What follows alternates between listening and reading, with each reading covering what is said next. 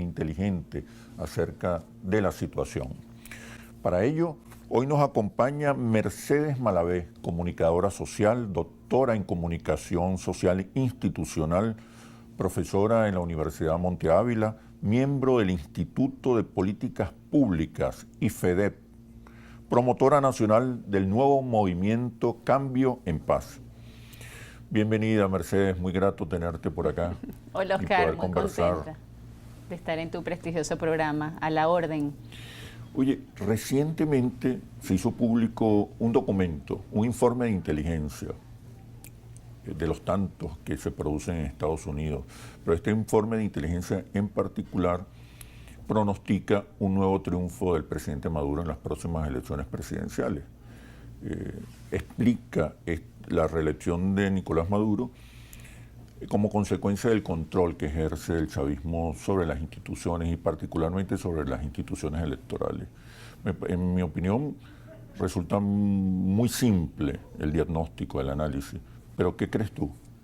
Sí, yo creo que desde el punto de vista del diagnóstico internacional hay una valoración negativa sobre las variables, algunas variables democráticas en Venezuela, por efectivamente un control institucional, una falta de equilibrio y balance en las ramas del poder público, etcétera. Ahora, nosotros hemos tenido a lo largo de esta historia contemporánea del país una serie de eventos electorales que le ha traído a la oposición la posibilidad de gobernar en espacios tan importantes como la Asamblea Nacional, gobernaciones, alcaldías, y siempre se ha logrado esos cambios políticos mediante el voto.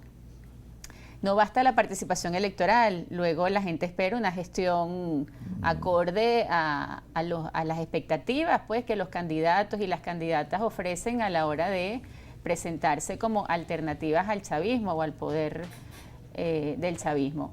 Siento que en este momento esa oportunidad la tenemos, ahí las encuestas hablan clarísimo, los venezolanos quieren un cambio, aspiran a un cambio a nivel del Ejecutivo, quieren que ese cambio no sea traumático, quieren que sea un cambio pacífico, quieren que sea a través del voto y esa oportunidad sigue estando. Yo la veo clara como una gran oportunidad que le podría dar a la oposición la posibilidad de gobernar al país durante los próximos años.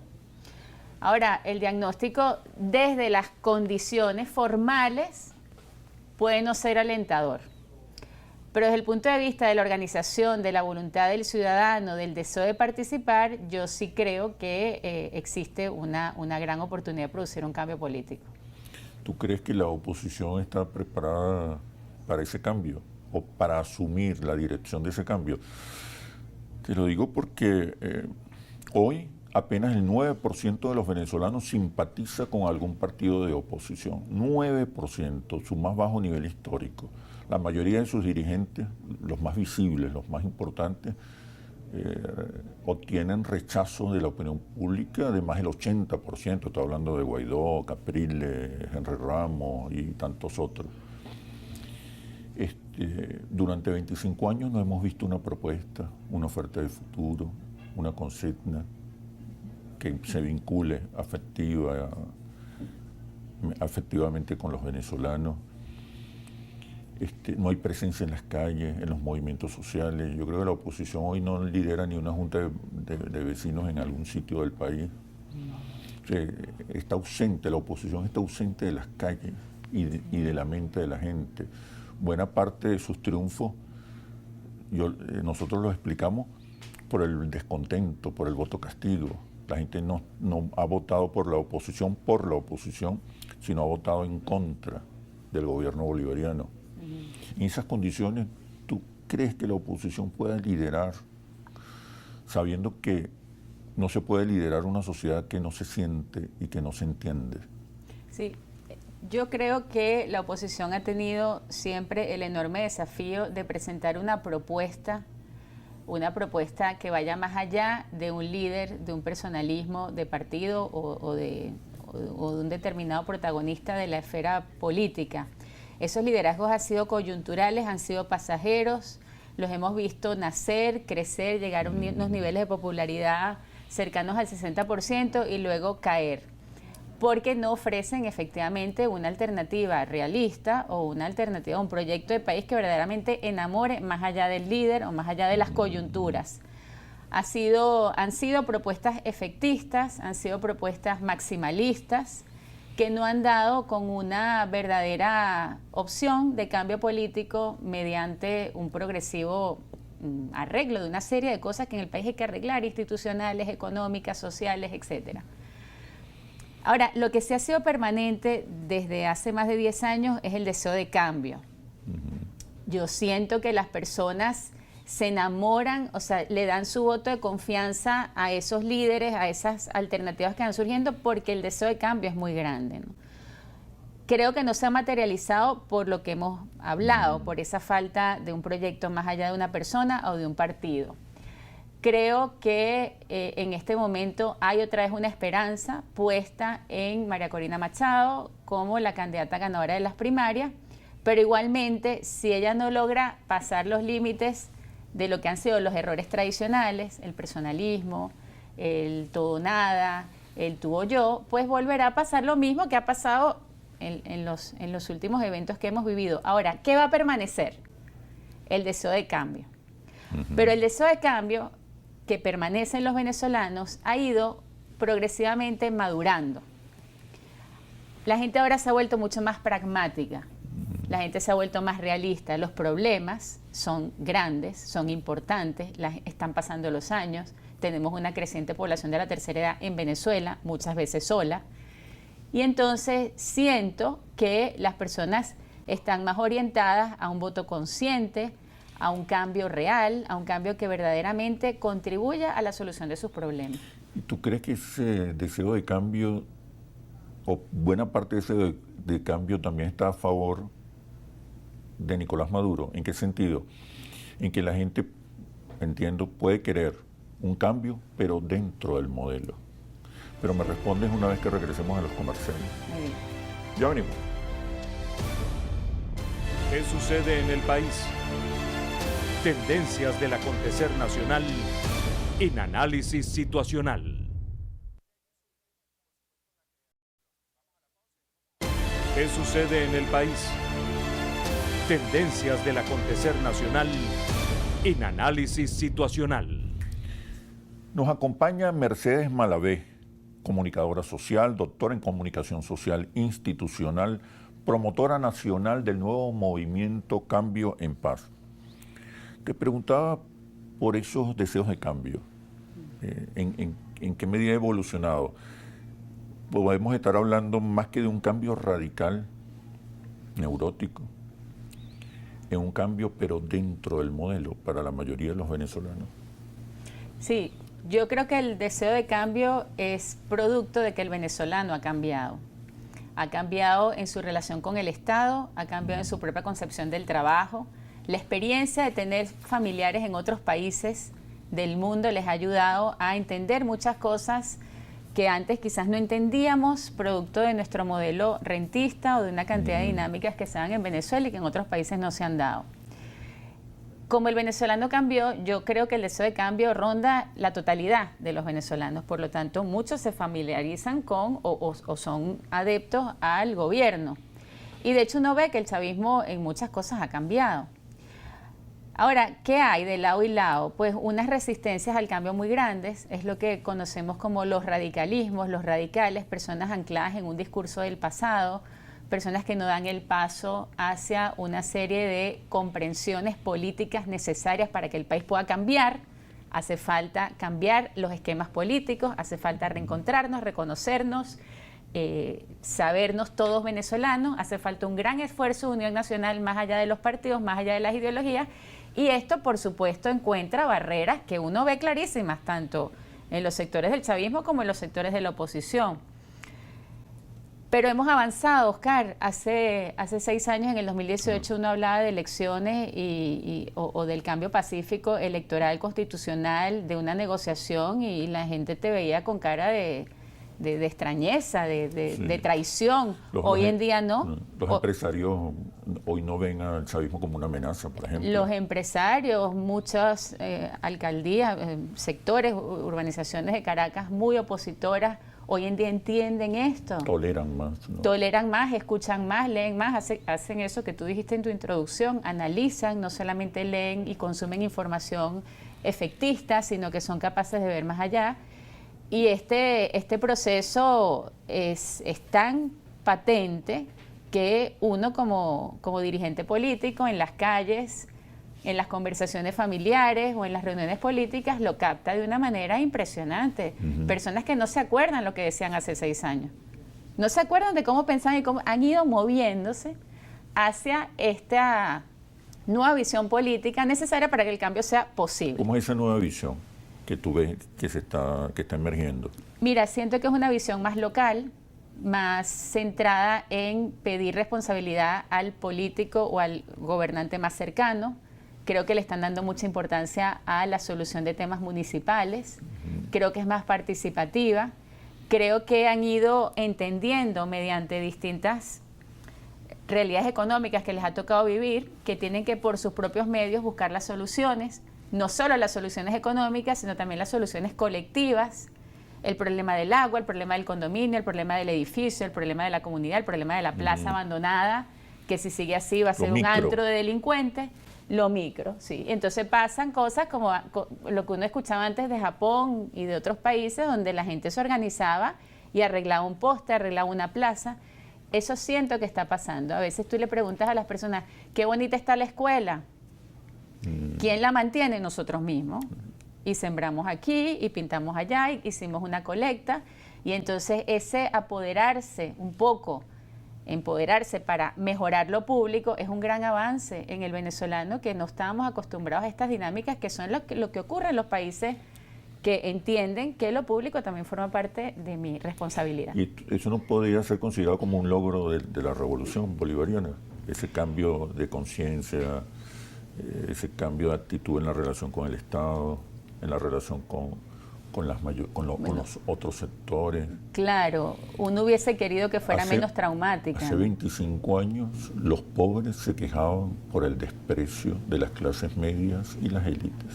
Los pobres decían, antes no existíamos, nadie nos tomaba en cuenta para nada. ¿Tú crees que hoy hay un mejor o mayor reconocimiento por parte de las clases medias y las élites? Sí, creo que hemos tenido ocasiones de ver que tenemos problemas comunes y que esos problemas son transversales a las clases sociales. Eso nos ha unido. Creo también que la diáspora, el alejamiento de las familias ha hecho que nos reencontremos los que estamos aquí y que entendamos que somos un solo país y que nos contamos unos con otros. Creo que el tema social en Venezuela quizás se exageró un poco, las diferencias de clase. Yo hasta ahora no comparto ese discurso de que aquí había 2 clases sociales que se odiaban y se discriminaban. Yo siento que en Venezuela ese tema no se dio tan fuerte como en otros países muy cercanos como Colombia, Perú, Ecuador. Sin embargo, un discurso político alimentó esa brecha y la capitalizó. Estaba allí. Sí, bueno, de hecho los niveles de popularidad de Chávez pues reflejan que mucha gente se asoció, se sintió identificada con ese discurso. Pero no era difícil retomar un clima de unidad nacional. Y creo que hubiese podido ser un poco menos traumático en cuanto a todo el deterioro socioeconómico y existencial que han vivido los venezolanos en los últimos años. Creo que el nuevo modelo económico tiene que partir de un verbo que se llama reconstruir al país. No es aplicar un modelo, digamos, un modelo de izquierda o de derecha, es un modelo de reconstrucción nacional lo que necesitamos. Necesitamos grandes inversiones de dinero para resolver el problema de los servicios públicos, para recomponer la industria petrolera y renovar el nuevo modelo de negocio petrolero que tiene que renovarse claramente. Y esas altas sumas de dinero se tienen que manejar con mucha racionalidad porque es mucho lo que hay que revitalizar, reconstruir. Prácticamente hemos llegado a unos niveles de deterioro parecidos a los países que han sufrido guerra por la caída del modelo rentista, por temas de corrupción muy importantes y últimamente por el tema de las sanciones y el bloqueo que terminaron de hacer estallar en nuestro sistema socioeconómico, ¿no? Sí, quisiera que profundizáramos un poco en ese deterioro y de las responsabilidades, porque obviamente hay fallas en la gestión, corrupción, ineficiencia, ausencia de humildad. Pero también esta ha sido una revolución asediada desde el primer momento. Fíjate, en el 2002 o 2003 hubo un golpe, 2 golpes de Estado, huelgas petroleras, huelgas patronales, frente a un gobierno que no amenazaba el capital, que no...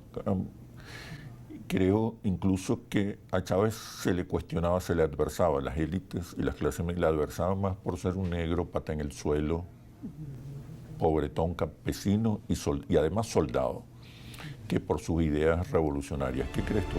Pero me respondes cuando regresemos a los comerciales. Ya venimos. Hablábamos, Mercedes, sobre el deterioro. Evidentemente ha habido mucha corrupción, mucha ineficiencia, pero también ha sido una revolución muy asediada. Golpes de Estado, tentativas de magnicidio, huelga, asedio permanente, guarimba, injerencia norteamericana, sanciones, medidas coercitivas. ¿Cómo explicar esa casi irracional posición de derrocar, de desalojar del poder? Tiene que ver más por la condición social de las élites, por la condición social de las clases medias, que en el fondo se soportaba en un desprecio por las mayorías, por los pobres. Sí, fíjate, Oscar, Chávez vivió una renta petrolera gigantesca. Ese manejo de una gran renta petrolera no es nuevo en la historia de Venezuela, también lo vivieron algunos presidentes anteriores.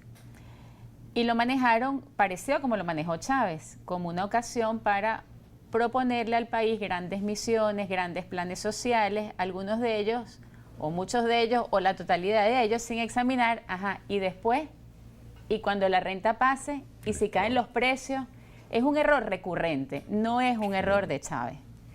Es un error de una mentalidad que muchos autores han llamado una mentalidad rentista petrolera, que en Venezuela además tiene una historia más larga, porque primero fueron las perlas, después fue el oro, y al final hemos tenido como esa relación con un recurso que nos ha traído de repente grandes riquezas, cultural, sí, ya se vuelve una cosa cultural.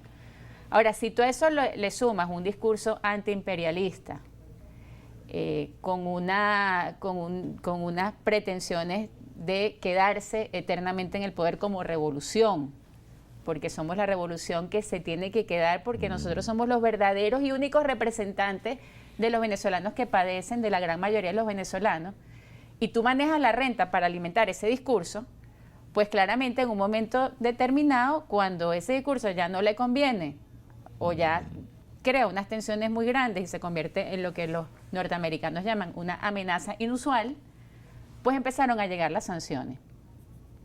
Ahora, las sanciones llegan en el mismo momento en que empiezan a caer los precios, o muy cercano a la caída de los precios petroleros, al fin del modelo rentista, y esas dos cosas han producido un cambio en la actitud del venezolano, que efectivamente se ha dado cuenta de que, bueno, este modelo no funciona por una serie de razones internas y externas, pues caducó, decayó, no va a volver. Como que la lección ha sido aprendida. Ha sido dura. Ha sido dura como la canción de Aditus, ¿no? Fuimos perdiendo altura y llegamos a estrellarnos. Sí, hay un cambio en la relación. Ahora, nos hemos estrellado todos como venezolanos, todos nos hemos estrellado, porque todo el mundo pensó que el modelo rentista era eterno y que iba a funcionar siempre y que éramos un país rico, y si tú a eso le sumas el llegar al poder, controlar instituciones, cambiar la constitución, promover leyes habilitantes, promover misiones, bueno, pues entonces, claro, quizás es más notorio quiénes tuvieron el protagonismo. Pero creo que todos tenemos que hacer una reflexión cultural que la hemos tenido que hacer por el trauma económico y social y por la diáspora, de que no podemos seguir funcionando así. Porque efectivamente todo esto ha llevado a una gran destrucción y a una gran desconfianza también, porque este nuevo vero que te hablaba de reconstruir al país necesita un valor fundamental, que es confianza.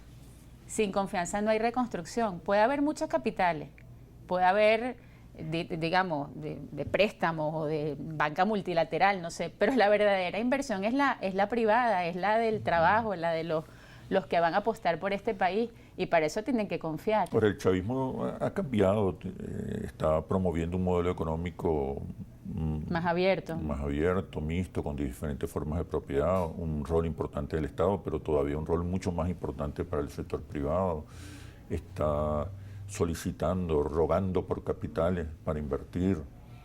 Sí. La relación con el sector empresarial ha cambiado significativamente. Hoy los empresarios, la mayoría de ellos, no consideran que el chavismo sea una amenaza a sus intereses, a sus ganancias, a su propiedad. El chavismo ha evolucionado. Sí. También. ¿Sabes que la confianza, Oscar, siento que en términos económicos o en términos estructurales, la confianza no solamente la dan las personas o la da un movimiento político como el chavismo, que ha cambiado, que ya aprendió, que va... La confianza sobre todo la dan las instituciones. Y las instituciones tienen que funcionar según unas reglas claras y objetivas para todos, porque si no, surge la desconfianza comprensible de, ajá, y si un día te molestas conmigo, o si tú un día no estás, ¿no? Eso nos ha faltado. Todavía siento que se confía, pero a corto plazo. Yo hago negocio rápido. Okay. Yo pongo mi capital, pero lo necesito de retorno rapidito, porque nunca se sabe qué va a pasar en Venezuela, ¿no? Nunca se sabe qué va a pasar, nunca se sabe. Y esa zozobra es un obstáculo a la confianza. ¿Tú crees que eso existe todavía? Yo siento que eso existe. Siento que quienes están invirtiendo capitales en Venezuela lo hacen bajo la conciencia de que están asumiendo un riesgo grande. Y creo que el camino para elevar los niveles de confianza, que creo que debería ser el gran plan, tiene que ver con un cambio político, un manejo de la política más institucional y menos partidista. Claro, para eso hace falta, como tú decías al principio, una clase política opositora que entienda y sepa convivir y sepa ¿Tú crees reconocerse? Que la oposición está ganada o formada o preparada para asumir ese cambio, para liderar el cambio? Sinceramente, la clase política, lo que estamos viendo como liderazgo político. No estoy hablando de otros sectores emergentes que están un poquito ocultos, invisibilizados, sino del liderazgo visible de la oposición. Sinceramente, no es la hora de los partidos. Si examinamos esto desde un punto de vista de partidos, no existe. Ahora, Oscar, tenemos 120 y tantos alcaldes de oposición que trabajan muy duro en sus municipios, que ganaron con tarjetas distintas a la del PSV y que hacen un esfuerzo por entenderse tanto con sus gobernadores, que la mayoría son del PSV, como en cada vez que Maduro los convoca para cualquier asunto nacional. Y en esa conducción de liderazgo político municipal, yo siento que hay un nuevo liderazgo, donde sí hay un reconocimiento, quizás no político de discurso, pero sí un reconocimiento en el día a día, en lo que es la gestión. Muchos alcaldes que entrevistamos y con los que nos reunimos dicen: yo por resolver este problema me reúno con quien sea. Yo por mejorar el tema de los servicios básicos, de la gasolina, del gasoil, del agua, de la electricidad, llamo al ministro que esté. Esta mentalidad hoy forma parte de un tercio de las alcaldías, de los alcaldes que gobiernan. Entonces, en el nivel municipal. Como dicen nuestros estudios, entonces es hoy más importante el qué y el cómo que el quién. Sí. Pero me respondes cuando regresemos a los comerciales. Ya venimos. ¿Qué sucede en el país? Tendencias del acontecer nacional en Análisis Situacional. ¿Qué sucede en el país? Tendencias del acontecer nacional en Análisis Situacional. Nos acompaña Mercedes Malavé, comunicadora social, doctora en comunicación institucional, promotora nacional del movimiento Cambio en Paz. Por lo que reflexionabas y analizabas, Mercedes, pareciera que hoy la expectativa o la demanda está más concentrada hacia el qué y el cómo que en el quién, que no importa quién, sino que resuelva, que solucione. ¿Hay algo de eso? Eso puede ser uno de los cambios importantes de nuestra cultura política. Es que siento que acabas de dar una definición de política. O sea, la política no es el ámbito para satisfacer apetencias personales o afán de protagonismo. La política no es un lugar para desarrollar un proyecto creativo. Para eso están los artistas, o están los músicos, o están los actores. La política es el ámbito donde, movidos por unos ideales, por unos proyectos de país, de nación, que tienen que ver con las personas, con valores, tiene que ver con doctrinas, pues se ofrece a los ciudadanos proyectos que trascienden a las personas, que trascienden el afán de protagonismo. Es verdad que hay políticos que han pasado a la historia porque han sabido mantener una línea firme, un proyecto frente a las adversidades, frente a las contradicciones, frente a los problemas, y claro, se erigen en héroes. Pero ellos no buscaban un heroísmo, ellos lo que buscaban era materializar una idea y ponerla en la realidad, combatir el racismo, combatir el apartheid, generar condiciones democráticas para las personas. Ahora, si lo que buscas es tu protagonismo y tu lucimiento y no tienes un proyecto, no tienes un ideal por el cual luchar, pues no estás haciendo política. Tiene que ver con la gestión para resolver problemas diarios, pero también tiene que ver con un horizonte, con una oferta de futuro, con algo más trascendente. Ambas cosas. Ambas cosas, porque es que también los problemas diarios tienen que ver con discriminación. No todos los problemas son materiales, no todos los problemas sociales son materiales. Digamos que en este momento en Venezuela los problemas materiales estamos como en la base de la pirámide, no hay agua, sí, no hay gas. Me decía una señora de la tercera edad en Baruta, no ha llegado la bombona de gas, 2 meses sin gas. El 70% de los baruteños se quejan del agua, su principal problema es el agua, estamos en la base. Pero luego vienen otros problemas. Y claro, los políticos captan la totalidad, la integridad de los problemas y apuntan hacia ideales como son la libertad, la inclusión, la tolerancia, lo que sea, pero también tienen que ocuparse de los problemas básicos de la población. La base es socioeconómica porque somos materiales, tenemos carne y hueso, y también somos seres sociales. Yo le digo a las personas, supóngase que aquí no hubiese ningún problema. Tenemos agua, conectividad, la vialidad funciona perfecto, todas las calles están asfaltadas, los semáforos sirven, los pasos peatonales, todo está perfecto. Pero la gente no se comunica, vive aislada. Nadie se ocupa del problema del vecino, nadie se toca el timbre para visitarse. Situaciones que vemos en países como Finlandia, Suecia. Bueno, la gente igual está triste, la gente igual no está feliz, los problemas no son solo materiales. Y el liderazgo político, digamos, los políticos tenemos que entender a la persona en su totalidad, en su integridad humana y social y tratar de resolver todos los problemas que podamos. Bueno, efectivamente, es mucho más importante el qué, el quién, el ideal, el qué, el cómo. Claro, el quién sigue siendo fundamental. El quién es coyuntural, es pasajero, ¿no? Pero es el que comunica también, ¿no? Claro, es el que comunica, pero va a comunicar sus ideales y su proyecto. Si su proyecto es el mismo, pues será un proyecto de patas cortas que veremos llegar a los máximos por el marketing político, por las redes, por lo que sea, pero lo vemos decaer por su vacío, pues. ¿En qué ha cambiado el chavismo? Tú me has dicho varias veces que el chavismo ha venido cambiando. ¿Cuáles son los cambios más significativos que tú has visto en esta última etapa de...? Bueno, el chavismo ha cambiado, creo que por una presión de la realidad económica y social de Venezuela. Se ha dado cuenta que no puede seguir, digamos, apoyando doctrinas fracasadas en el mundo entero desde el punto de vista económico, ¿no? En sus ideas políticas, en cambio, mantiene ciertas resistencias al cambio por el miedo a abandonar el poder. La política por el asedio. Y por las amenazas. La política es el ámbito para servir al bien común, para servir al bien de todos. Y ellos todavía sienten que es servir al bien de los camaradas, de los restiados, de los que están conmigo. Y los demás, bueno, o sea, los demás no me quieren, no me reconocen, no me aceptan. Pero es una gran mayoría la que quiere cambio y quiere que ellos cambien en esa mentalidad de usar la política no como un instrumento para preservar el poder, sino una política para orientar al bien común de todos los ciudadanos.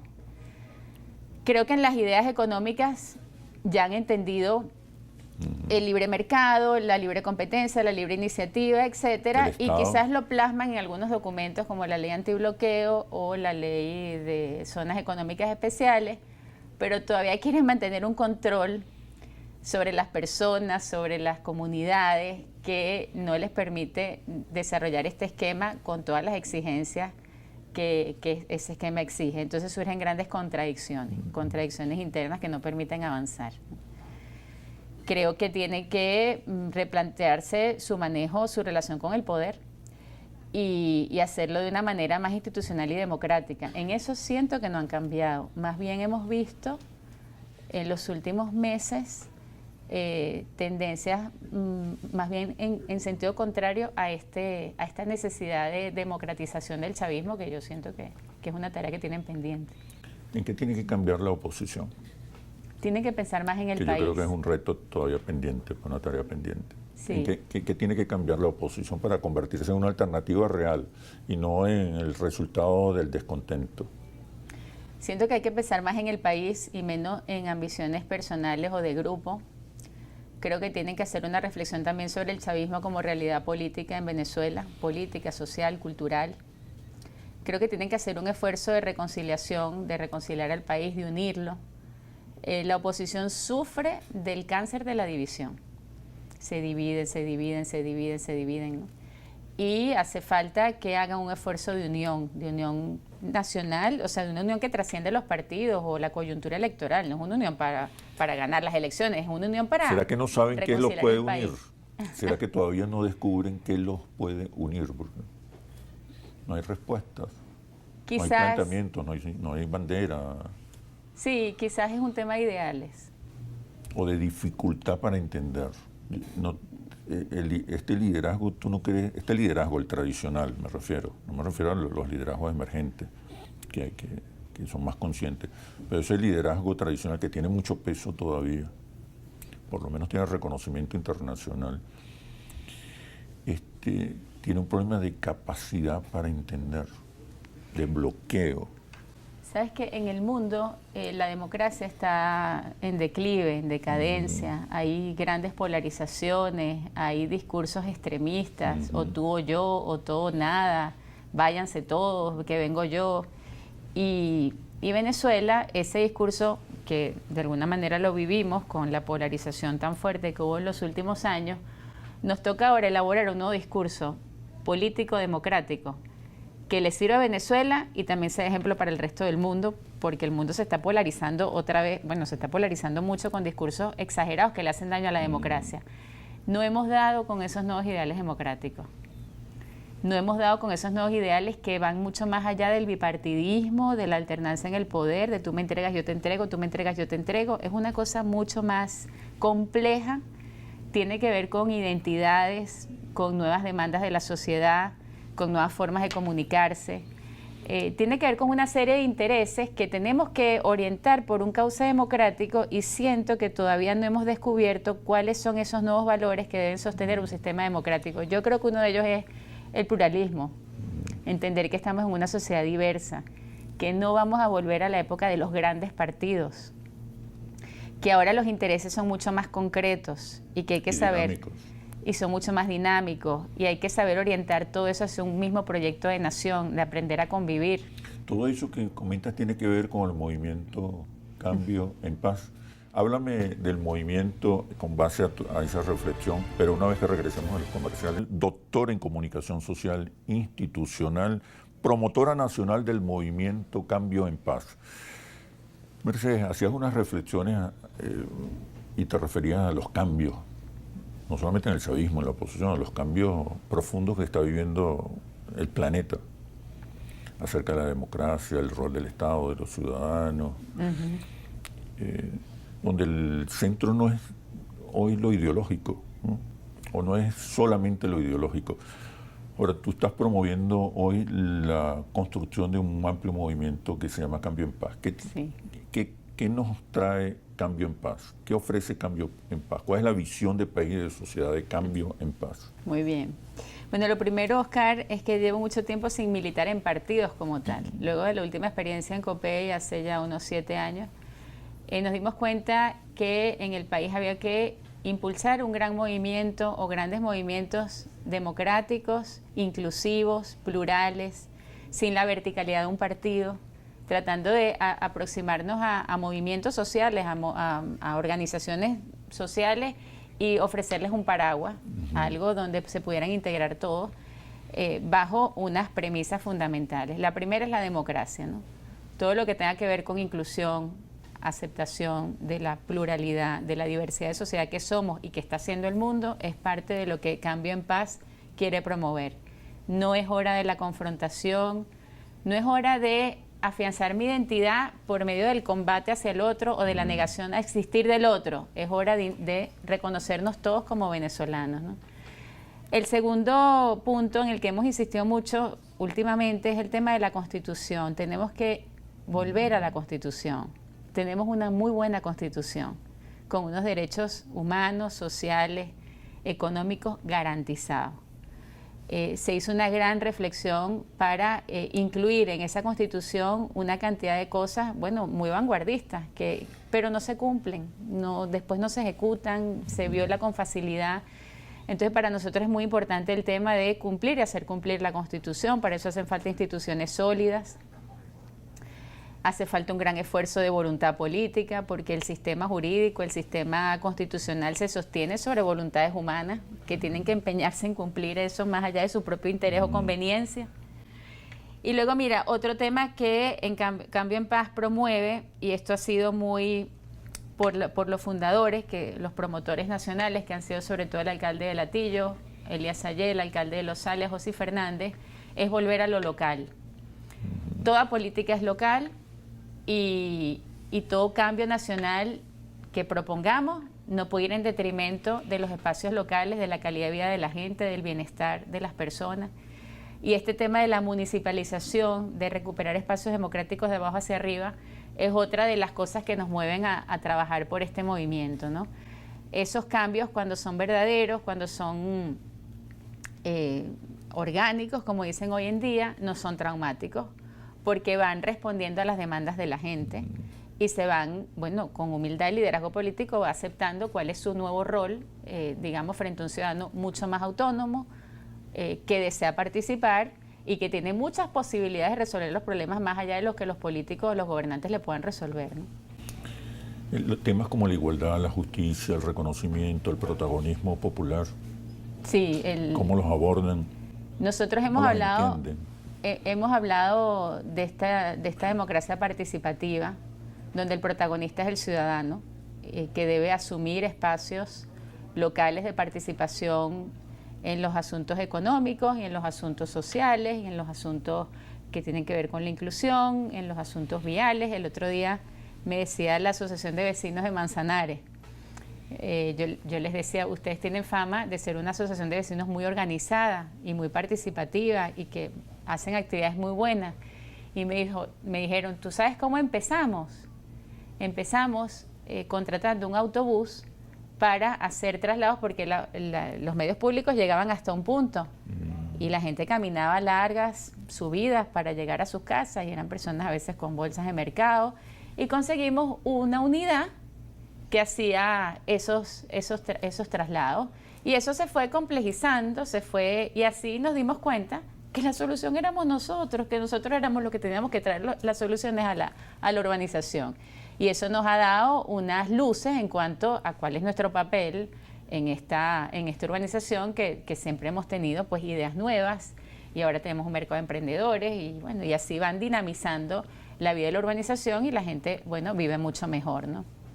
Entonces, todo ese empoderamiento, toda esa democracia participativa, donde el protagonista es el ciudadano organizado, el ciudadano en su condominio, en su asociación de vecinos, para nosotros es fundamental, ¿no? Las contradicciones sociales, ¿cómo las gestionan? ¿Cómo las gestionarían las contradicciones sociales? La lucha de opuestos, llaman algunos, la lucha de clase, llaman otros. ¿Cómo gestionar eso? Yo creo, y se lo he dicho a varios movimientos sindicales con los que nos hemos reunido, en el diálogo social. Yo creo en la posibilidad humana de entenderse, aunque tengamos intereses, en este caso socioeconómicos, muy diferentes. Yo creo que los países que han logrado altos niveles de desarrollo y de paz social lo han hecho sobre la base de un profundo diálogo social, donde son capaces cada uno de ceder en algunas posiciones quizás rígidas, a veces hasta ideológicas, fuera de la realidad. Y dar paso hacia esquemas de trabajo y de producción pues más humanos. Creo que modelos como el de China, un poco en el que se inspiran un poco todo este tema de las zonas económicas especiales, nos aleja del diálogo social y no encajan en nuestra cultura occidental. Pueden encajar en esa sociedad por una historia que tienen y por una serie de traumas muy fuertes que han vivido, pero creo que en Venezuela tenemos que más bien retomar espacios de conversación, de diálogo, donde nos podamos entender. Y siento que es posible. Veo, como lo comentaste en uno de estos espacios en los que venimos conversando, que el empresariado venezolano ha asumido más esa mentalidad, por lo tanto está más dispuesto, está más proclive al diálogo. Fueron a la OIT a demandar las condiciones de vida de los trabajadores. Falta la voluntad política del gobierno para no utilizar esos movimientos sindicales, esas demandas sociales de los trabajadores de una manera política, partidista, sino realmente dentro de un plan de reconstrucción nacional que no lo tenemos fácil por todo el tema que hemos vivido en los últimos años del bloqueo y de las sanciones, pero que ese es el camino y que tenemos que ir por ahí. Vienen las elecciones presidenciales, pero luego las elecciones a gobernadores, alcaldes. Todo un ciclo, sí. ¿Cómo te ves en ese proceso electoral? Me veo participando a nivel local, con Cambio en Paz. Tenemos la misión, todos los promotores nacionales del movimiento, de trabajar en lo local y en lo nacional, de trabajar en ambos ámbitos. Tenemos que influir en lo nacional, nos importa el país, nos duele el país, queremos un cambio, pero también tenemos que trabajar en lo local, muy cerca de la gente, escuchándola, padeciendo con ellos pues todas las vicisitudes y las necesidades que tienen. Como te dije, en Baruta el problema del agua, grave. ¿Aspiras a una posición importante en Baruta, a la alcaldía? Aspiro a que el movimiento Cambio en Paz sea un referente en Baruta y sea un referente político de tal magnitud que pueda llevar una candidatura fuerte. Claro, o sea, que sí. Ya eres candidata. Todavía no está planteado ni siquiera un cronograma electoral, pero sí tengo planteado trabajar muy duro en ese municipio. Bueno, María Mercedes, muchísimas gracias, por este análisis situacional. Espero que te vaya muy bien en tus aspiraciones. Gracias. Es importante, es significativo que puedas participar, que hay una nueva generación de dirigentes políticos, dirigentes sociales que el país está reclamando. Muchas gracias por este análisis. No, gracias a ti, imagínate, Oscar. Nos vemos en un próximo análisis situacional por Globovisión, periodismo libre, independiente, responsable y veraz.